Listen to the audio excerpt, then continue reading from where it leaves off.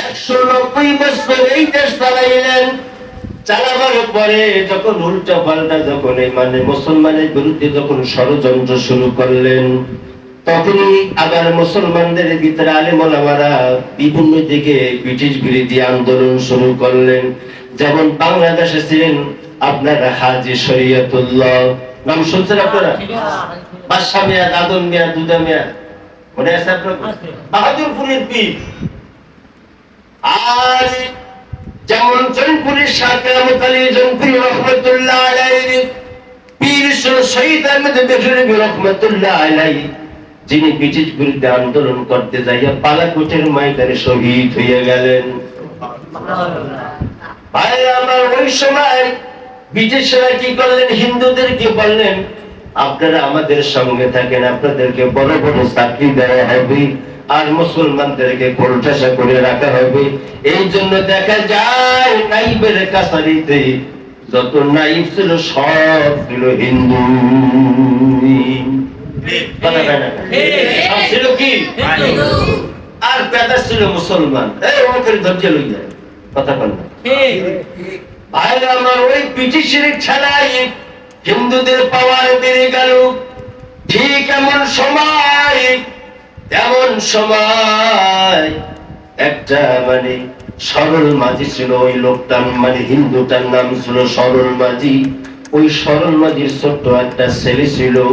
ওই ছেলেটাকে নিয়ে এক মাদ্রাসার বারান্দার সামনে যাইয়া হুজুরকে বলতেছে, হুজুর আমার ছেলেকে আপনি একটু পড়াবেন। হুজুর বলছেন, কি পড়াবো? আমি তো আলিফ বা তা সা জিম হা খ পড়াই, তোমার ছেলেরে আমি কি পড়াবো? হিন্দু লোকটা বললো, আমার ছেলেরা আপনি সরোয়াশরে ক খ পড়াবেন। হুজুর বলছেন, না আমার পক্ষে সম্ভব না, আমি পড়াইতে পারবো না।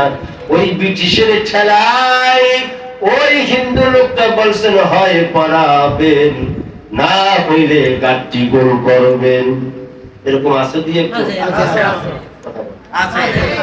ভাইরা আমার, যেই কথাটা বলতেছিলাম, এমন সময় কি করবে হুজুরে?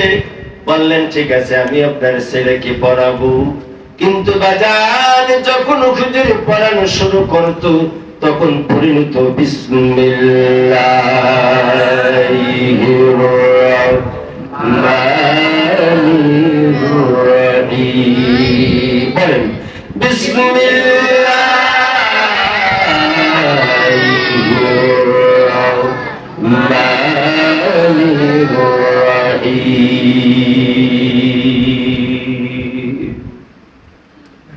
এখন ছাত্রকে ভিতরে সব কি ভদ্র? চালাক টালাক আছে না? চালাক একটা ছাত্র উচ্চটা, হুজুর প্রতিদিন আপনি বিসমিল্লাহ পড়েন, আর কি কিছু জানেন না? হুজুর বলছেন, বাবা এই বিসমিল্লাহ এমন একটি আল্লাহ পাকের কালামের বাণী, এই বাণী পড়ে যদি কোনো মানুষ কোনো কাজ আরম্ভ করে, সেটা যদি সমস্যা হয়ে থাকে, আমার আল্লাহ পাকের পক্ষ থেকে তার সমাধান হয়ে যায়। এইবার ওই হিন্দু ছেলেটা কয় কি, বিসমিল্লাহ তো আমার মুখস্থ হয়ে গেছে, আমিও বলবো বিসমিল্লাহ ধরে পড়ি সুবহানাল্লাহ। ওই চালাক ছাত্র কেমন? সারে শুধু বাতাস করে শরীরে, কি করে? বাতাস করে। কিন্তু একজন ছাত্র খুব চালাক ছাত্র কয়, স্যার এত বাতাস করেন তার শরীরে? কয়, বেড়া গরমে অস্থির। কয়, স্যার আমাকে বাড়তে চলে না, আপনারে আমি ডাব খাওয়াবো। স্যার তো খুশি, কয় ডাব তো ভালো জিনিস, খাবো। বাড়িতে নিয়ে কয়, স্যার ওই যে একটা ডাব দেখেন, ওইটা পারেন? ওই স্যার, স্যারে বলতে আছে, তুমি পারিলে আমার দাও, খাবো। ছাত্রে বলতে আছেন, স্যার আমি যদি গাছের উপরে উঠি তাহলে আপনার মাথার উপরে উঠবো। এটা বেয়াদবি হবে, আমার পক্ষে সম্ভব না বেয়াদবি করা। স্যার আপনি নিজে ওঠেন। স্যার নিজে উঠতে ডাব পারছে, একটা দাও লইয়া, তা দাও লইয়েছে, এইটাতে কাঠ ভালো করে কাটতে আমার দে, আমি একটু খাইয়া করছি, এটা ঠান্ডা করে। তা দাওয়াত টাইনে দিচ্ছে, ঠিকই কয়। আমি স্যার আপনার সামনে দাও দিয়ে পোকা কুপি আমি করতে পারবো না, এটা আদবের খেলা। আমি তো এখান থেকে তো সন্ত্রাসী হয়ে যাবো। আপনি নিজেই কাটতে খান। তো ডাক্তারে কাটছে, কাটার পরে একটু মানবতার দিক লক্ষ্য করে স্যারে একটু পানি খাবি? স্যারে দুইবার বেয়াদবি করছে, আর সম্ভব না, দেন আমি খাই। এরকম আছে না নাই? ওই রকম একটা ছাত্র বললেন, স্যার ওই হুজুর আপনি প্রতিদিন বিসমিল্লাহ পড়েন, অন্য কিছু কি জানেন না? হুজুর বলল, বাবা এই বিসমিল্লাহ এমন একটি আল্লাহ পাকের কালামের বাণী, এই বাণী পড়ে যদি কোনো মানুষ কোনো কাজ আরম্ভ করে, সেটা যদি সমস্যা হয়ে থাকে আমার আল্লাহ পাকের পক্ষ থেকে তা সমাধান হয়ে যায়। হিন্দু ছেলেটাই মনে মনে ভাবলেন, আমি তো বিসমিল্লাহ পড়ি, কিন্তু আমার বাড়ি থেকে আসতে ছোট্ট একটা সোটা খাল বাজে। কি খাল? নোয়াখালীতে কয় সোরা খাল, মানে ছোট্ট একটা খাল বাজে। ওই খালে যদি পানি বেশি হয় কাপড় ভিজে আসতে হয়, পানি যদি কম হয় তাহলে পায়ে কাদা লাগাই আসতে হয়। এটা আমার জন্য সমস্যা, আমি ওইখানে গিয়ে বিসমিল্লাহ পড়ব, দেখি আমার আল্লাহ ওই সমস্যার সমাধান করে কিনা। নারে তাকবীর। এখানে দরিয়ে পার হয়ে যায়, ঠিক না? এবার মাদ্রাসা ছুটি হয়ে গেল, ছেলেটা আস্তে আস্তে ওই ছোলা খালের কিনারে যাইয়া চক্ষু বন্ধ করে পড়িলেন বিসমিল্লাহির রহমানির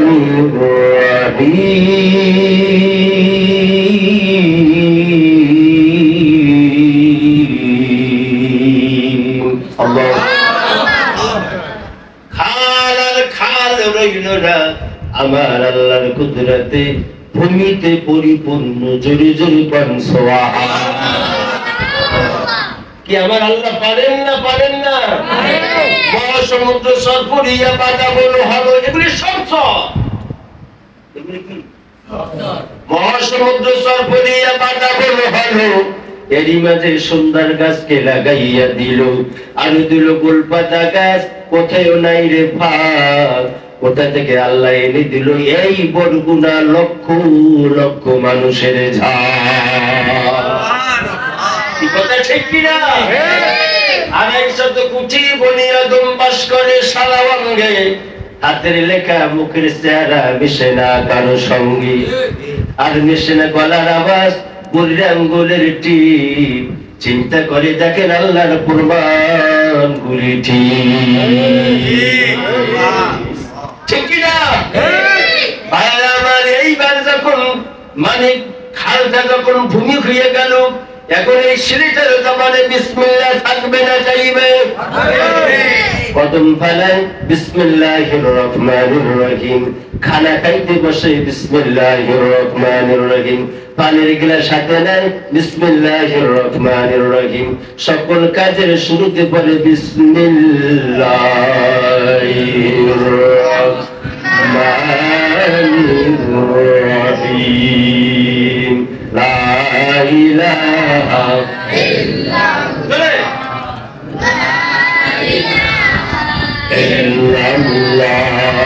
লা ইলাহা ইল্লাল্লাহ, লা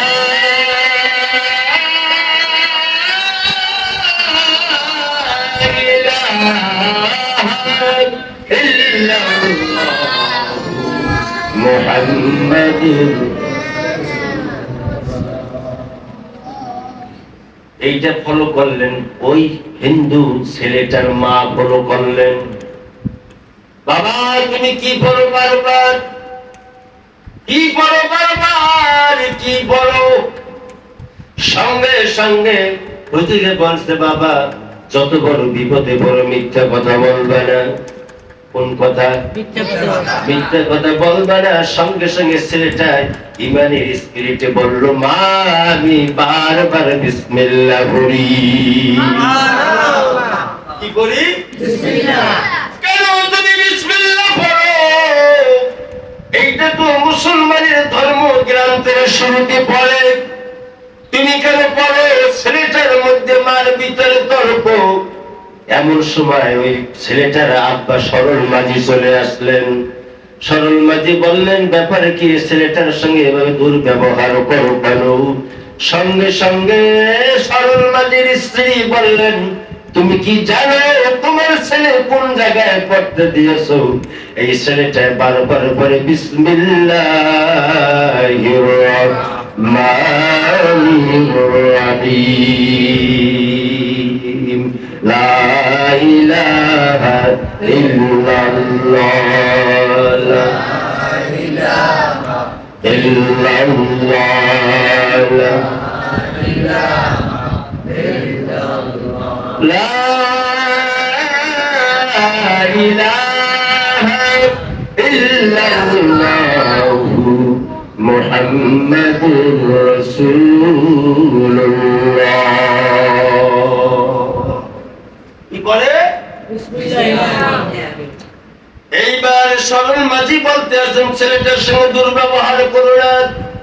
মুসলমানের ধর্মগ্রন্থের শুরুতে বিসমিল্লাহ পড়ে এটা সে শিখছে, কিন্তু আমাদের হিন্দুদের ধর্মগ্রন্থের শুরুতে যে মন্ত্র পড়ে সেটা তো আমার ছেলে জানে না, এই জন্য বারবার বিসমিল্লাহ পড়ে। এবারে ছেলেটাকে বললেন, বাবা বিসমিল্লাহ বাদ দাও, তুমি পড়তে থাকো। ও শ্রীমদ্ ভগবদ গীতা মালা মন্ত্র শ্রী ভগবান বে, এই মন্ত্রটা তুমি পড়তে থাকো। কিছুক্ষণ পর ছেলে বলতে আছে, বাবা এই মন্ত্র আমার কাছে ভালো লাগে না রে বাবা, বিসমিল্লাহ ব্যতীত জোরে কোন সুবহানাল্লাহ। কারণ কি, আমার আল্লাহ বলছেন, ওয়াইদা তুলিয়াত আলাইহিম আয়াতুহু জাদাতুহুম ঈমানা। কোরআন শরীফ যত পড়বে ঈমান তত মজবুত হতে থাকবে। এই ছেলেটা বারবার বিসমিল্লাহ পড়ার কারণে ঈমানকে আল্লাহ তাআলা মজবুত করে দিলেন, জোরে কোন সুবহানাল্লাহ। এবার ছেলের বাবা বলছেন, বিসমিল্লাহ সালাম দাও। ছেলে বলছেন, বিসমিল্লাহ। খানা বন্ধ করে দিব, কয় বিসমিল্লাহ। বাড়ির বাহির করব, বিসমিল্লাহ। বিসমিল্লাহ জবান থেকে আমি ছেড়ে দিতে পারবো না। এইবার দুপুরে খানা বন্ধ করে দিলেন, রাতের বেলা খানা বন্ধ করিয়ে দিলেন, সকাল বেলা না খাইয়া মাদ্রাসায় চলে গেলেন। ঠিক এমন সময় এলাকার ভিতরে সাপ আসছে, সাপের খেলা দেখাই, আছে না এরকম? সাপের খেলা দেখাই স্বামী আর স্ত্রী, মানে সরল মাঝি আর মাসান। ওই মহিলা মানে পুরুষটার স্ত্রীর নাম ছিল মাসান রানী। সব মানে আপনার এই স্বামী আর স্ত্রী একজন আর একজনকে বলল, ও যখন বিসমিল্লাহ ছাড়বে না, ওরে আমরা দুনিয়ার বুকে রাখবো না, ওরে আমরা মেরে ফেলবো।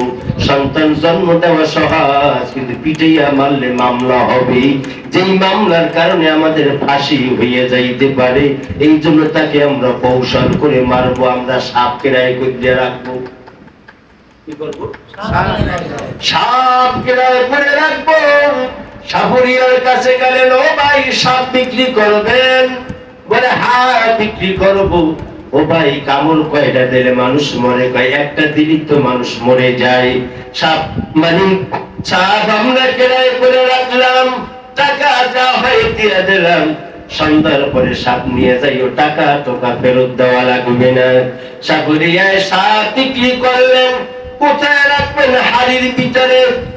সাপে দেখবেন যদি গর্ত পায় তাহলে মাথাটা কি কোন দিকে দেয়? বোঝেন না আপনারা? কোন দিকে দেয়? কোন দিকে দেয়? সবাই কোন দেয়? গর্তের ভিতরে মুখ দেয়। ওই হাড়ি পাইছে, হাড়ির গর্তের ভিতরে যখন সাপটা ঢুকাইয়া সরা দিয়ে ঢেকে রাখলেন, চিকার উপরে উঠাইয়া রাখলেন। যখন মাদ্রাসা ছুটি হয়ে গেল, ছেলেটায় বাড়ি আসলেন। বাড়ি আসার পরে মাকে বলতেছে, মা আমার কিছু খেতে মনে চাই, আমি বড় ক্ষুধার্ত। ছেলে বল মানে ছেলের কথা শুনে মা বললেন, বাবা তোমার কি খেতে মনে চাই? তুমি যেইটা খাইতে চাবা সেইটাই তোমাকে খাওয়ানো হবে। সঙ্গে সঙ্গে ওই ছেলেটা বললেন, মা আমার মনে চায় গরম গরম রসগোল্লা খাইতে। কি খাইতে মনে চায়?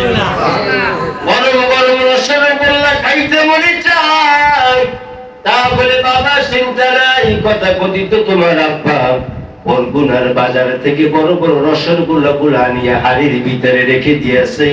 হাত দিলি পরে পাবা, তবে হাতটা বাবা আস্তে দিও না, জোরে হাতটা ঢুকাইয়া মুখ করিয়া চাপবে ধরবা। মুখ তুলে ধরতে কইছে কেন? তো মুখ করলে ব্যথা পাইলে তো কামড়। কথা বুঝেন না? কি করবা? মুখ তুলে চাপবে ধরবা। ওই ছেলেটা উপরের দিকে উঠিয়া সরাটা নিচে নামাইয়া যখন হাত দিলেন আর পরে নিলেন বিসমিল্লাহির রহমানির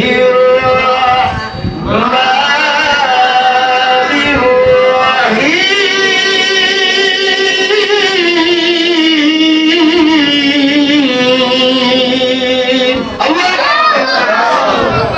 সাপ আর সাপ রইল না।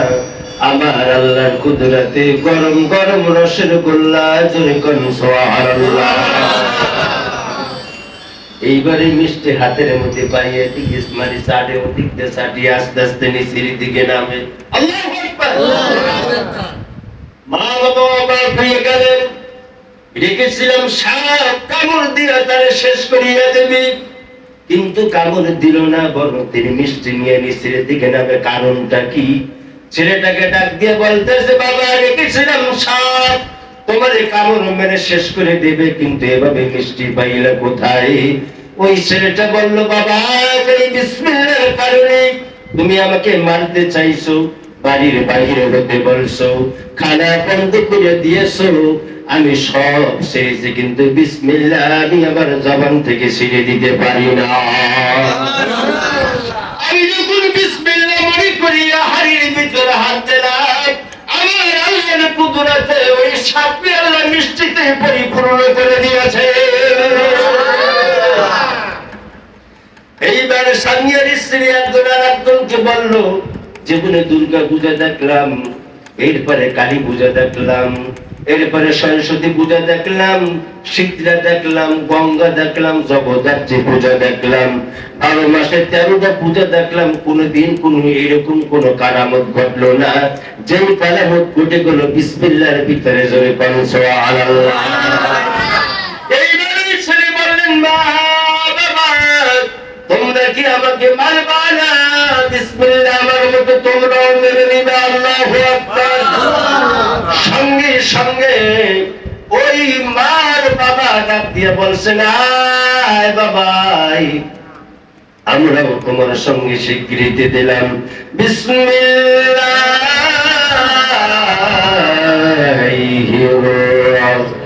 রহমানির রহিম। তাহলে আমরা সকল নেকের কাজের শুরুতে বিসমিল্লাহ পড়ব। রাজি আছি? নারে তাকবীর। আলহামদুলিল্লাহ।